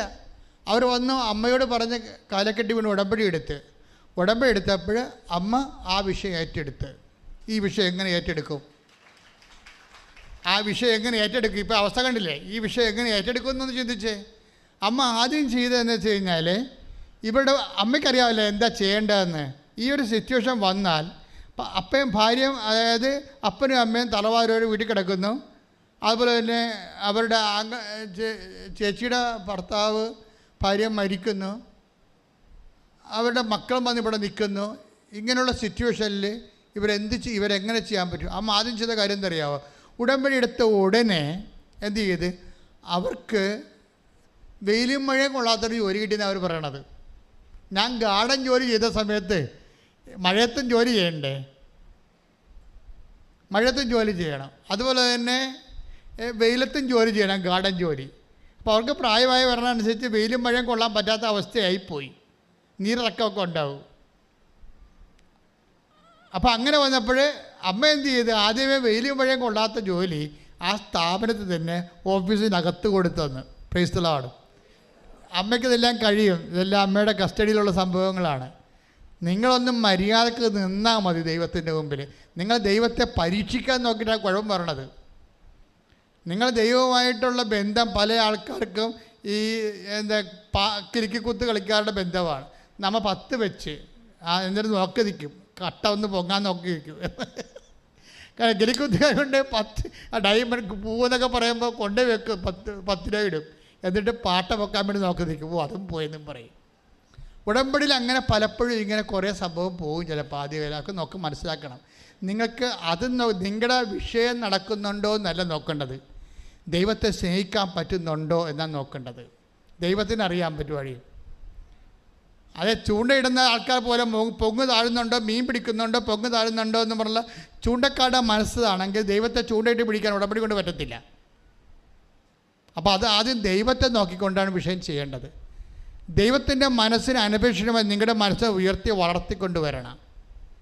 ദൈവത്തിൻ്റെ മനസ്സിന് അനപേക്ഷിതമായി മറ്റുള്ളവരെ സ്നേഹിച്ചും മറ്റുള്ളവരോട് ആഭിമുഖ്യം കാണിച്ചും അതുപോലെ തന്നെ നിങ്ങളുടെ കഷ്ടപ്പാടിനെക്കുറിച്ച് ചിന്തിക്കുന്നതിനേക്കാൾ ഉപരി ദൈവത്തെ പ്രതി മറ്റുള്ളവരുടെ കഷ്ടപ്പാടിനെക്കുറിച്ച് ചിന്തിച്ച് കഴിയുമ്പോഴൊക്കെ ദൈവത്തെ മനസ്സിലാകും. നിങ്ങളുടെ ഹൃദയം ദൈവത്തിൻ്റെ വചനം എഴുതാൻ പറ്റിയ ഹൃദയമാണെന്ന് മനസ്സിലാകും. അങ്ങനെ വരുമ്പോൾ ദൈവം എഴുത്ത് ഉടമ്പടിയൊക്കെ ദൈവം തുടങ്ങണത്. അപ്പം അതുകൊണ്ട് ഇതിനകത്തുള്ള കളികളെല്ലാം മനസ്സിലാക്കിയിരുന്ന എളുപ്പമാണ് സംഭവം. ദൈവത്തിന് ഇതൊക്കെ സെറ്റ് ചെയ്യാൻ നിസ്സാരമായ കാര്യമാണ്. അടുത്ത പടി എന്താ വന്നിരിക്കണത്? അപ്പനെ അമ്മനെ അങ്ങോട്ട് വിളിച്ചു മാതാവ്. പ്രസംഗം തീർന്നു, ആ ചാപ്റ്റർ ക്ലോസ് ചെയ്ത്. പെട്ടെന്ന് ഇതെല്ലാം സംഭവിക്കണം. എല്ലാ വിഷയവും സെറ്റ് ചെയ്യാൻ ദൈവത്തിൻ്റെ മുമ്പിൽ പാക്കേജ് ഉണ്ട്, എല്ലാ വിഷയവും. അതായത് ഇപ്പം എന്ത് പറ്റിയെന്ന് വെച്ച് കഴിഞ്ഞാൽ ഇവിടെ ശമ്പളവും കൂടി, അതുപോലെ ആ കുഞ്ഞുങ്ങളെ നോക്കാൻ പറ്റുന്നുണ്ട്. കുഞ്ഞുങ്ങളെ നോക്കണേ ഇവർ തന്നെ നോക്കണമെന്നില്ല, മറ്റവരുടെ പൈസ ഇപ്പോൾ വരാൻ തുടങ്ങി. അപ്പോൾ അതുപോലെ തന്നെ ഈ ജീവിതം മുഴുവൻ നമ്മൾ നോക്കി നിൽക്കുമ്പോൾ പെട്ടെന്നൊരു സ്വപ്നം പോലെ അങ്ങ് സെറ്റായിരിക്കുകയാണ്. ശ്രുതികട ഹല്ലേലൂയ.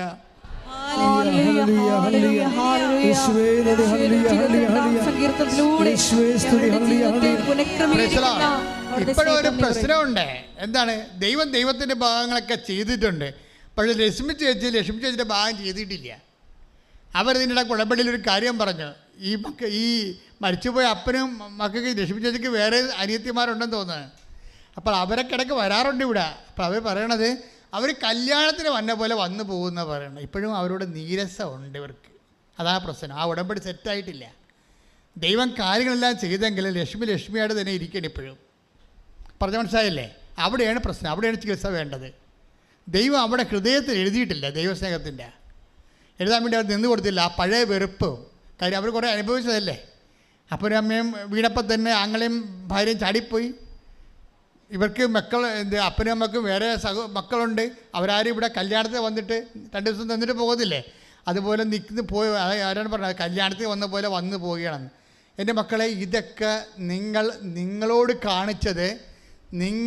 കാണിച്ചതായിട്ട് നിങ്ങൾ തന്നെ അതിന് പരിഹാരം കാണാതെ അത് ദൈവത്തെ സ്നേഹിക്കാനുള്ള ദൈവം നൽകിയ അവസരമായിട്ട് എടുത്തുകൊണ്ട് നിങ്ങൾ തിരിച്ച് സ്നേഹിക്കുകയാണെങ്കിൽ നിങ്ങളുടെ ഹൃദയത്തെ ദൈവം ഉടമ്പടി എഴുതാൻ പറ്റിയ, ദൈവത്തെ നേരിട്ട് ഉടമ്പടി എഴുതാൻ പറ്റിയ മാംസളമായ അഭിഷേകമുള്ള ഹൃദയമായി മാറ്റാനുള്ള കൃപയ്ക്കായി പ്രാർത്ഥിക്കട്ടെ. സ്തുതിക്കട്ടെ. ഹല്ലേലൂയ.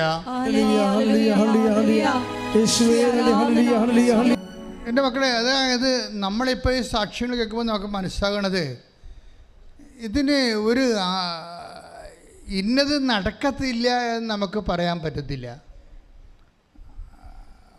അനന്തമായ സാധ്യതയാണുള്ളത്. ഇപ്പോൾ തുഷാര എന്നും പറഞ്ഞൊരു മോള് അമ്പലപ്പുഴക്കാരുതിയാണ്. തുഷാരയുടെ സാക്ഷി കഴിഞ്ഞ ദിവസം ഉണ്ടായിരുന്നു.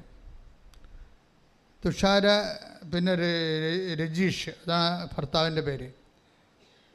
ഇവരുടെ പ്രശ്നം എന്താ വെച്ച് കഴിഞ്ഞാൽ ഇവർക്ക് 20 വർഷമായിട്ട് മക്കളില്ല. 20 വർഷമായിട്ട് നമുക്കറിയാവില്ല. 20 വർഷമായിട്ട് മക്കളിലെ പിന്നെ മക്കളുണ്ടാവുക. ഒരുമാതിരിപ്പെട്ട ലോകത്തിലുള്ള എല്ലാ ചികിത്സയും അവർ ചെയ്ത് കാണും. 2 വർഷം 3 വർഷമല്ല, 20 വർഷമായിട്ട് അവർക്ക് മക്കളില്ല. അവസാനമാണ് ഇവർ കൃപാസന മാതാവിനെക്കുറിച്ച് കേൾക്കുന്നത്. ഈ ആലപ്പുഴയാണെങ്കിൽ ആൾക്കാർ അനുഗ്രഹമൊക്കെ വാങ്ങിച്ചുകൊണ്ട് പോകുന്നത് വേറെ രാജ്യക്കാരാണെന്ന്. ആലപ്പുഴക്കാർ ഉണർന്ന് വരണതേ ഉള്ളൂ. അപ്പോൾ തുഷാര മാതാവിൻ്റെ അടുത്ത് വന്നിട്ട് ഒരു കാര്യം, ഉടമ്പടി എടുത്തിട്ട് ഇവിടെ നിന്നിട്ടൊരു കാര്യം പറയും. 20 കൊല്ലമായി മക്കളുണ്ടാകത്തില്ലെന്ന് എനിക്കറിയാം, പക്ഷേ എനിക്ക് മക്കളെ വേണം, അല്ലെങ്കിൽ എൻ്റെ ജീവൻ എടുക്കണം, അല്ലെങ്കിൽ എനിക്ക് കൊച്ചിനെ തരണം. അമ്മയുടെ മുഖത്തൊക്കെ നേരിട്ട് പറയും. ഇതൊരു പ്രാർത്ഥനയാണ്. രണ്ടും കരുതിക്കുട്ടി വന്നിരിക്കുന്ന പോലെയാണ്. അതാണ് വിശ്വാസം എന്ന് പറയുന്നത്. ഉടമ്പടി എടുത്ത് കൊണ്ടുവന്ന് ഇവിടെ നിക്ഷേപിച്ചിട്ട് അമ്മയുടെ മുഖത്തോട്ട് നോക്കി തുഷാർ പറയും, 20 കൊല്ലമായി ഞാനൊരു കുഞ്ഞിന് വേണ്ടി കരഞ്ഞ് കിടക്കണം, അവസാനം നിൻ്റെ അടുത്ത് വന്നിരിക്കുകയാണ്, എനിക്ക് ഒന്നേ പറയാനുള്ളൂ. അതാണ് അവൾ പറയണത്, എനിക്കൊന്നേ പറയാനുള്ളൂ, ഒന്നെങ്കിൽ എനിക്ക് മക്കളെ തന്നെ, അല്ലെങ്കിൽ എൻ്റെ ജീവൻ എടുക്കണം. ആ മാസം അവൾ പ്രഗ്നൻ്റ് ആകും. അതല്ല ഒരു രസം ഉണ്ടാച്ചാൽ, എന്താ പ്രശ്നം വെച്ചാൽ പ്രഗ്നൻ്റായിട്ട് ദൈവം തന്നെ തന്നതാണിതെന്ന് പറയാൻ വേണ്ടി ഒരു ഗർഭപാത്രത്തിൽ 2 കുഞ്ഞുങ്ങളെ കൊടുക്കും, എന്നിട്ട് ഒരു പൊക്കിൾക്കൊടി. അപ്പോൾ ഡോക്ടർ എപ്പോഴും പറയും ഇത് പോകും എന്ന് പറയും. അപ്പോൾ വിശ്വാസം കൊണ്ട് ഇവൾ പറയും ഇത് മാതാവ് തന്നാണ്. കാര്യം 2 കുഞ്ഞുങ്ങൾക്കും കൂടി ഒരു പൊക്കിൾക്കൊടിയേ ഉള്ളൂ. ഒരു ഗർഭപാത്രത്തിൽ 2 കുഞ്ഞുങ്ങളൊക്കെയാണ്. പക്ഷെ അമ്മ തന്ന കാരണം എന്ത് ചെയ്ത് അമ്മയുടെ അവസാനം വരെ സംരക്ഷണം 2 കുഞ്ഞിനെ കൊടുക്കും. ശ്രദ്ധിക്കട്ടെ. ഹല്ലേലൂയ.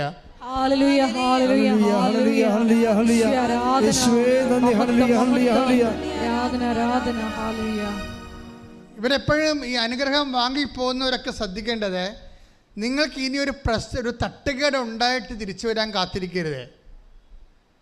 നിങ്ങൾ ആ ഉടമ്പടി ഏതെങ്കിലും ഒരു ഒക്കേഷൻ വരുമ്പോൾ ദൈവത്തിൻ്റെ അടുത്ത് വന്ന് എന്തെങ്കിലും ഉടായ്പ കാണിച്ചിട്ട് കാര്യം നേടി പൊടിയും തട്ടിപ്പോണതല്ല, മറിച്ച് ദൈവ തിരുസന്നിധിയിൽ ജീവിക്കാൻ ദൈവം ആരാണെന്ന് നിനക്ക് മനസ്സിലായി കഴിഞ്ഞു. അപ്പോൾ എന്ത് ചെയ്യണം? ദൈവത്തിൻ്റെ മനസ്സിനനുസരിച്ചുകൊണ്ട് ദൈവസ്നേഹത്തോടെയും സഹോദര സ്നേഹത്തോടെയും ജീവിച്ച് ദൈവത്തിൻ്റെ തിരുസന്നിധിയിൽ നീ ചെയ്ത ഉടമ്പടി സത്യമാണെന്ന് ദൈവത്തെ ബോധ്യപ്പെടുത്തി ജീവിക്കാൻ വേണ്ടി സ്തുതിക്കട്ടെ. ഹല്ലേലൂയ.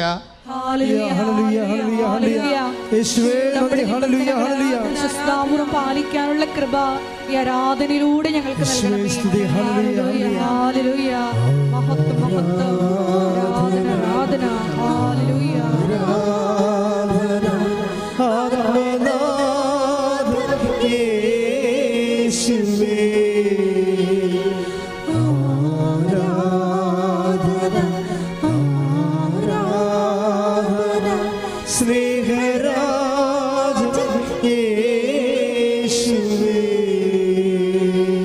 അപ്പോൾ ഒറ്റ വരവ് വന്ന് ചങ്കെ കൊണ്ട് പറയേണ്ട പോലെ പറഞ്ഞെറിഞ്ഞ് കൊള്ളിച്ചിട്ട് അനുഗ്രഹം കൊണ്ട് പോണവരെ കണ്ടില്ലേ? അതാണ് പറച്ചിൽ. 20 കൊല്ലമായി ഞാൻ കുഞ്ഞുങ്ങളില്ലാതെ മരണവേദന അനുഭവിക്കുകയാണ്. എനിക്കൊന്നേ പറയാനുള്ളൂ. അതാ പറഞ്ഞു, എനിക്ക് അമ്മയോട്, അതായത് ആ ജീവിക്കുന്ന ദൈവ സാന്നിധ്യത്തിനോട് ഇൻട്രാക്ട് ചെയ്യുന്ന രീതി കണ്ട വിശ്വാസിയുടെ, എനിക്കൊന്നേ പറയാനുള്ളൂ, നീ എനിക്ക് കുഞ്ഞിനെ തരണം, അല്ലെങ്കിൽ എൻ്റെ ജീവൻ തിരിച്ചെടുക്കണമെന്ന്. അത് ദൈവത്തിൻ്റെ ചക്കക്കുള്ള കാര്യം. എന്താ കാര്യം? ആ പറയുന്നതിൻ്റെ ഒരു വെയിറ്റേജ് ഉണ്ട്, അതിനകത്തൊരു വിശ്വാസമുണ്ട്, വല്ലാത്ത വിശ്വാസം, അത് വല്ലാത്തൊരു പ്രത്യാശയുണ്ട്. ഒക്കെ ആയിരിക്കും, ഒത്താക്കൊള്ളാം, കിട്ടിയ കൂട്ടി, പോയ ചട്ടി എന്നൊക്കെ പറഞ്ഞ് ഓതപ്പനിക്കാർ പ്രാർത്ഥിക്കണില്ലേ? അതുപോലെ അലപരാതി പ്രാർത്ഥനയല്ല, ഒറ്റടിൻ്റെ ആശയമാണ് സംഭവം. അത് ആ പ്രാർത്ഥനയുടെ വെയിറ്റേജാണ്. പക്ഷേ അത് എപ്പോഴും നമ്മൾ ശ്രദ്ധിക്കേണ്ട ഇതാണ്, ദൈവം നിങ്ങൾ വരുമ്പോൾ തന്നെ നിങ്ങളെ അളക്കാൻ തുടങ്ങും. കാര്യം ദൈവത്തിന് ജീവിതത്തിൽ കൂടെ വസിക്കാൻ പറ്റിയ ആൾക്കാരാണോ, കൈ കൊടുത്തുകൊണ്ട് കൂടെ ജീവിക്കാൻ പറ്റിയ ആൾക്കാരാണെന്ന് നോക്കും.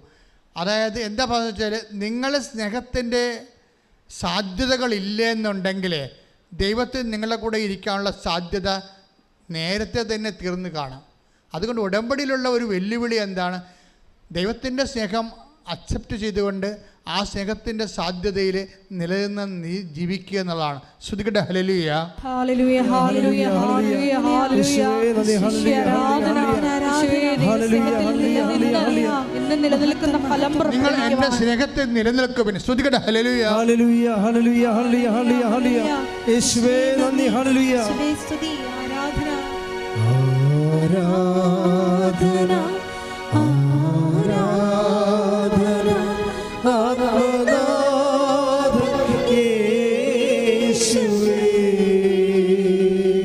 യോഹന്നാൻ 15:9.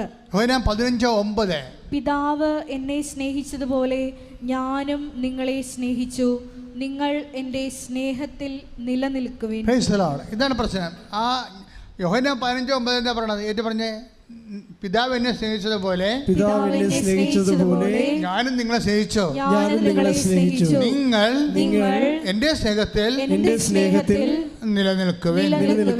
അപ്പോൾ സ്നേഹത്തിൽ നിലനിൽക്കാൻ വേണ്ടിയുള്ള വിളിയാണ് ഉടമ്പടി. അല്ല 90 ദിവസം കൊണ്ട് പൊടി കൊട്ടിപ്പോയിട്ട് അവസാനിപ്പിക്കാനുള്ളതല്ല. കാര്യം കണ്ട് കാണുമ്പോൾ ഇനി കാര്യമൊന്നും ഇല്ലല്ലോ എന്ന് പറഞ്ഞ് ഉടമ്പടി അവസാനിപ്പിക്കുന്ന ആൾക്കാരുണ്ട്. അതല്ല, നിങ്ങളിവിടെ വന്നാലും വന്നില്ലേലും ദൈവമായിട്ടുള്ള ബന്ധത്തിൽ ഉടമ്പടി സ്പിരിറ്റിൽ തന്നെ നിങ്ങൾ സുവിശേഷത്തിന് സാക്ഷികളായിട്ട് ജീവിതത്തിൻ്റെ ക്രമീകരണത്തിൽ നിലനിൽപ്പുണ്ടാകണം. അതാണ് ഈശോ പറയണത്. എന്താണ്? യോഹന്നാൻ 15:9. നിങ്ങൾ പറഞ്ഞ്, നിങ്ങൾ എൻ്റെ സ്നേഹത്തിൽ നിലനിൽക്കുവിൻ. ഇപ്പം നിങ്ങൾ ഈ മണ്ണ് ചവിട്ടുമ്പോൾ തന്നെ ദൈവത്തിന് അറിയാം, ചുമ്മാ കാര്യം കാണാൻ വന്നിരിക്കുകയാണ്, സ്നേഹത്തെ നിലനിൽക്കത്തില്ലെന്ന് ദൈവത്തിന് അറിയാൻ പറ്റും. അപ്പോൾ ആദ്യമേ നിങ്ങൾ ജാമ്യം എടുക്കണം. എന്താ പറയേണ്ടത്? കർത്താവേ, നീ എന്നെ അനുഗ്രഹിച്ചാൽ ഇല്ലെങ്കിൽ നിൻ്റെ സ്നേഹത്തിൽ ഞാൻ നിലനിൽക്കും. അതാ സംഭവം. ഒന്ന് പറഞ്ഞേ, കർത്താവേ, നീ എന്നെ അനുഗ്രഹിച്ചാലും ഇല്ലെങ്കിലും നിന്റെ സ്നേഹത്തിൽ നിലനിൽക്കുവാൻ, നിന്റെ ഉടമ്പടി നിലനിൽക്കുവാൻ എന്നെ അഭിഷേകം ചെയ്യണമേ. ഹല്ലേലൂയ, ഹല്ലേലൂയ, ഹല്ലേലൂയ, ഹല്ലേലൂയ, ഹല്ലേലൂയ. നമുക്ക് എഴുന്നേറ്റ് നിൽക്കാം. രോഗസൗഖ്യ പ്രാർത്ഥനയുടെ സമയമാണ്. ഓൺലൈനിലുള്ളവരും ഈ സമയത്ത് ഈ പ്രാർത്ഥനയിൽ മനസ്സുകൊണ്ട് പങ്കെടുക്കേണ്ടതാണ്.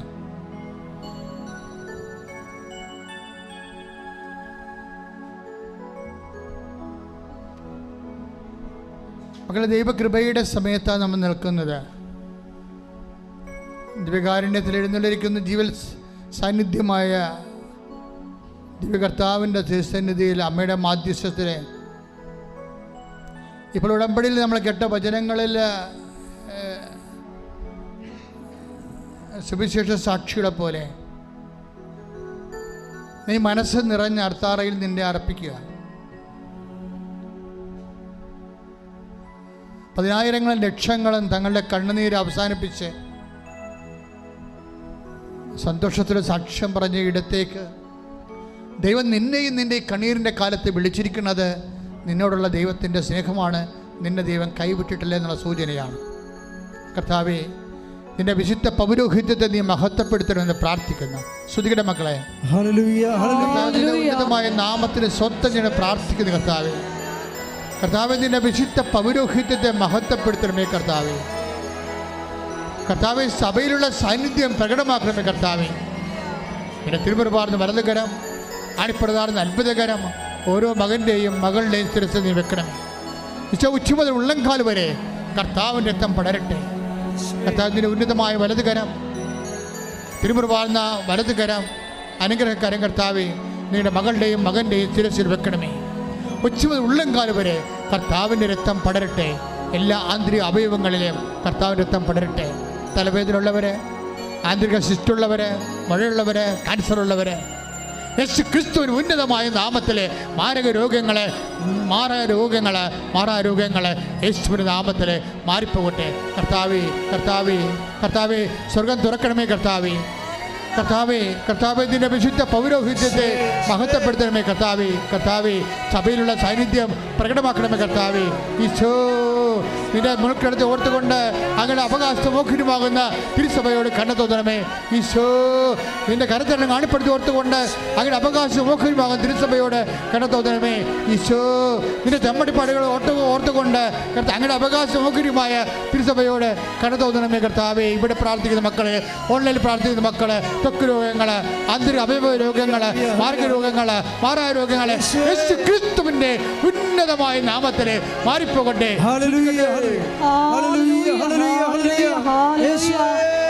എല്ലാ രോഗങ്ങളും സുഖപ്പെട്ടുകൊണ്ട് ഈശോയുടെ നാമം മഹത്വപ്പെടുവാൻ ഈ ആരാധനയിലൂടെ കരുണയാകണമേ.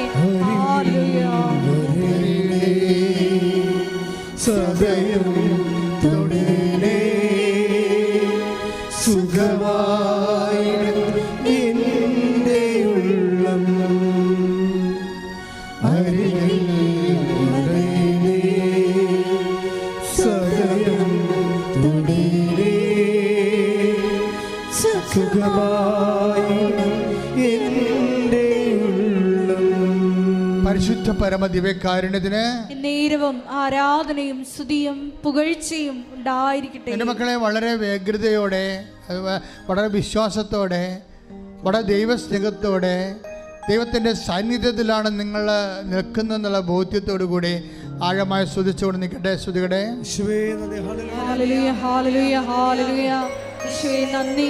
കർത്താവേ, നിന്റെ വിശുദ്ധ പൗരോഹിത്യത്തെ മഹത്വപ്പെടുത്തണമേ.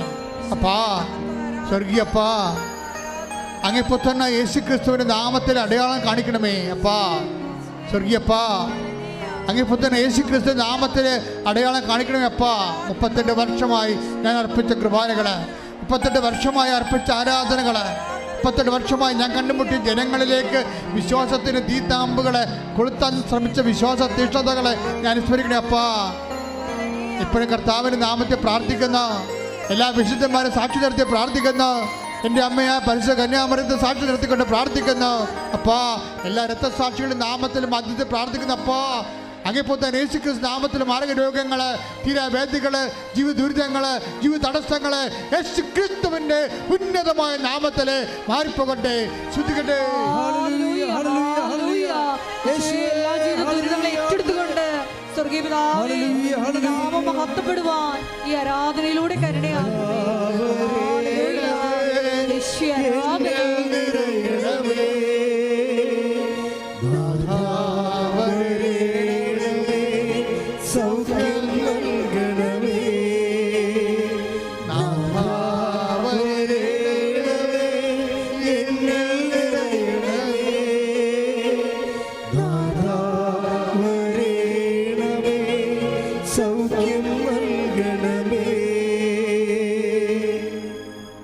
ലക്ഷക്കണക്കിന് മനുഷ്യരെ അനുഗ്രഹം പ്രാപിച്ച് ആശ്വാസം പ്രാപിച്ച സ്ഥലത്ത് ദൈവം നിന്നെയും കൊണ്ടുവന്നിരിക്കുകയാണ്. നിന്റെ കണ്ണീരിൻ്റെ കാലത്ത് ദൈവം നിന്നെ കൈവിട്ടിട്ടില്ല, ദൈവം നിന്നെ അബാൻഡൻ ചെയ്തിട്ടില്ല.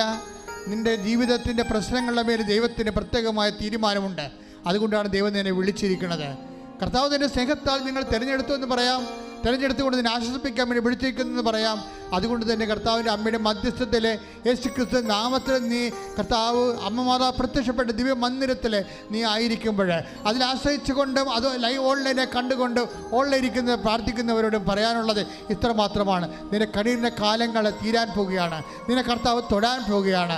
നിൻ്റെ എല്ലാവിധ ജീവിത മണ്ഡലങ്ങളും കർത്താവ് അവർക്ക് വീഞ്ഞില്ല എന്ന് പറഞ്ഞുകൊണ്ട് കുടുംബത്തിൻ്റെ അപമാന ഭാരത്തെ സ്വന്തമായി ഏറ്റെടുത്തുകൊണ്ട് കാനായിലെ കല്യാണത്തിൽ തൻ്റെ പുത്രനോട് കർത്താവ് അമ്മ അടയാളം ആവശ്യപ്പെട്ടതുപോലെ അതേ അമ്മ തന്നെ അൾത്താരയിൽ കൊണ്ട് അമ്മ പ്രത്യക്ഷപ്പെട്ട് ഇടത്ത് നിന്നുകൊണ്ട് നിങ്ങൾക്ക് ഓരോരുത്തർക്കും വേണ്ടി തൻ്റെ പുത്രനോട് അടയാളം ആവശ്യപ്പെടുന്ന സ്വർഗീയ നിമിഷങ്ങൾ, ഉടമ്പടി നിമിഷങ്ങളിലേക്ക് കർത്താവെ ജോലിയില്ലാത്തവർക്ക് വേണ്ടി പ്രാർത്ഥിക്കുന്നു. കർത്താവ് സാമ്പത്തിക കടങ്ങളെ വിഷമിക്കുന്നവർക്ക് വേണ്ടി പ്രാർത്ഥിക്കുന്നു. സാമ്പത്തിക ഭൗതികമായ തകർച്ച നേരിടുന്നവർക്ക് വേണ്ടി പ്രാർത്ഥിക്കുന്നു. വിദ്യാർത്ഥികൾക്ക് വേണ്ടി പ്രാർത്ഥിക്കുന്നു. പരീക്ഷ എഴുതാൻ പോകുന്നവർക്ക് വേണ്ടി പ്രാർത്ഥിക്കുന്നു. എഴുതിയ പരീക്ഷയിൽ റിസൾട്ടിന് സംശയമുള്ളവർക്ക് വേണ്ടി പ്രാർത്ഥിക്കുന്നു. ജോലി ഇല്ലാത്തവർക്ക് വേണ്ടി പ്രാർത്ഥിക്കുന്നു. സഞ്ചാരികൾക്ക് വേണ്ടി പ്രാർത്ഥിക്കുന്നു. ജോലിക്ക് പോകുന്നവർക്ക് വേണ്ടി പ്രാർത്ഥിക്കുന്നു. തിരിച്ചു വരാൻ കാത്തിക്കുന്നവർക്ക് വേണ്ടി പ്രാർത്ഥിക്കുന്നു. എല്ലാ തരത്തിലും ജീവിത ദുരിതങ്ങൾ യേശുവിന്റെ നാമത്തിൽ മാറിപ്പോകട്ടെ. സ്തുതിക്കട്ടെ. ഹല്ലേലൂയ, ഹല്ലേലൂയ, ഹല്ലേലൂയ, ഹല്ലേലൂയ, യേശുവേ, ആരാധന. ഹല്ലേലൂയ, ഹല്ലേലൂയ, ഹല്ലേലൂയ, ഹല്ലേലൂയ, ഹല്ലേലൂയ. മഹത്വപ്പെടുത്തണമേ. ഹല്ലേലൂയ, ഹല്ലേലൂയ. നാഥാവരേണമേ, എന്നിൽ നിറയണമേ. നാഥാവരേണമേ, സൗഖ്യം നൽകണമേ.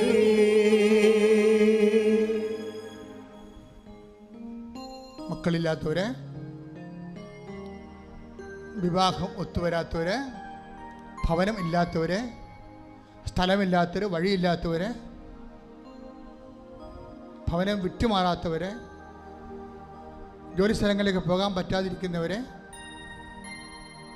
കിട്ടിയ ജോലി ചെയ്യാൻ വേണ്ടിയുള്ള മറ്റുള്ള ഭൗതിക സാഹചര്യങ്ങൾ ഒത്തുവരാത്തവർ, കുടുംബക്കോടതി കേസുള്ളവർ, മറ്റു പലതരത്തിലുള്ള സിവിൽ കേസിലുള്ളവർ, അതുകൊണ്ട് തന്നെ വേറെ പല ജീവിത തടസ്സങ്ങളുള്ളവർ, അവർക്കെല്ലാവർക്കും വേണ്ടി പ്രാർത്ഥിക്കുന്ന സമയമാണ്. കർത്താവേ, എല്ലാ സങ്കടക്കാർക്കും വേണ്ടി പ്രാർത്ഥിക്കുന്നു. ഈശോ കർത്താവേ, നിന്റെ അണിപ്പെടുത്താൻ വലതുകരം ഇപ്പോൾ പ്രാർത്ഥിച്ച മക്കളുടെ മേൽ നീ വെക്കണമെന്ന് പ്രാർത്ഥിക്കുന്നു. കർത്താവ്, എല്ലാവരും സന്തോഷത്തോടെ ആയിരിക്കുവാനും സുവിശേഷ സാക്ഷിയായിരിക്കുവാനും പരിശുദ്ധാത്മാവിന് നിറവ് നൽകണമെന്ന് പ്രാർത്ഥിക്കുന്നു. കർത്താവിൻ്റെ വിശുദ്ധമായ രക്തത്താൽ കർത്താവ് തളിക്കണം. ഈശോ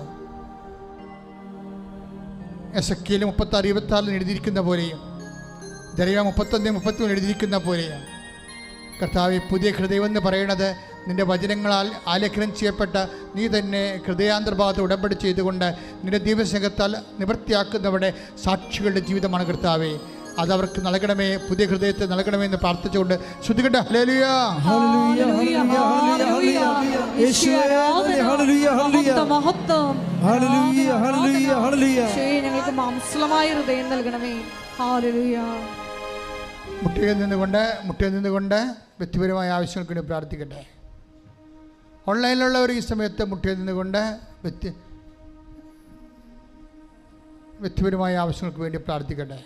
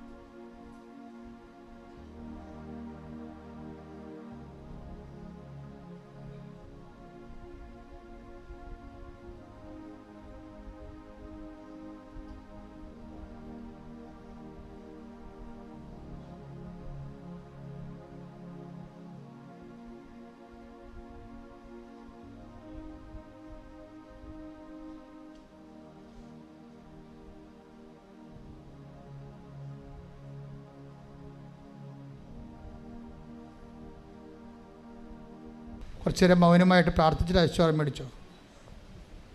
ഒരിക്കൽ കൂടി മരിയൻ ഉടമ്പടിയിൽ സമർപ്പിച്ചിരിക്കുന്ന എല്ലാ വിഷയങ്ങളും ദിവ്യകാരുണ്യ സന്നിധിയിൽ ദൈവമാതാവിൻ്റെ മധ്യസ്ഥയിൽ ഒരു നിമിഷം നമുക്ക് സമർപ്പിച്ച് മൗനമായിട്ട് പ്രാർത്ഥിക്കാം. ഇന്നത്തെ ആരാധനയിൽ വചനത്തിൽ ശ്രവിച്ചതുപോലെ മാംസലമായ ഒരു ഹൃദയം ഞങ്ങൾക്ക് നൽകണമേ എന്ന് ഒരു നിമിഷം പ്രാർത്ഥിക്കാം. ഒരു പുതു ചൈതന്യം ഞങ്ങളുടെ ഹൃദയത്തിൽ നിക്ഷേപിക്കണമേ എന്ന് പ്രാർത്ഥിക്കാം. അങ്ങയുടെ നിയമം ഞങ്ങളുടെ ഹൃദയത്തിൽ എഴുതണമേ എന്ന് ദാഹത്തോടുകൂടി നമുക്കൊരു നിമിഷം പ്രാർത്ഥിക്കാം.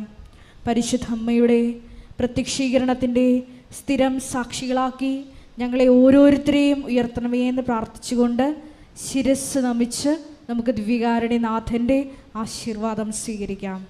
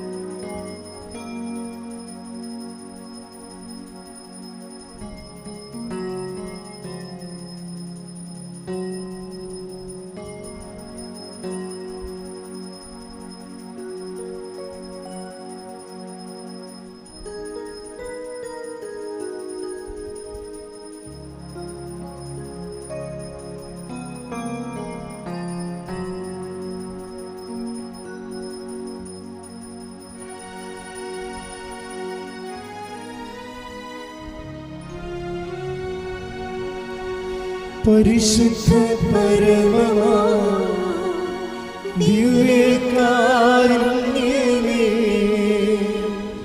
എന്നും എന്നും അങ്ങേക്ക് ആരാധന.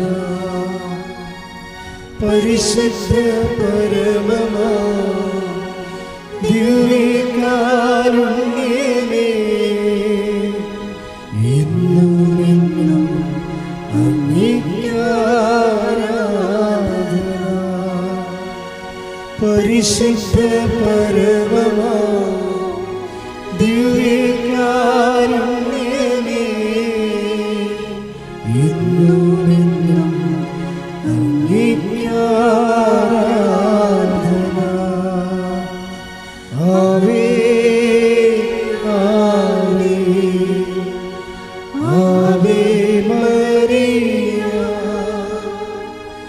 ആവേ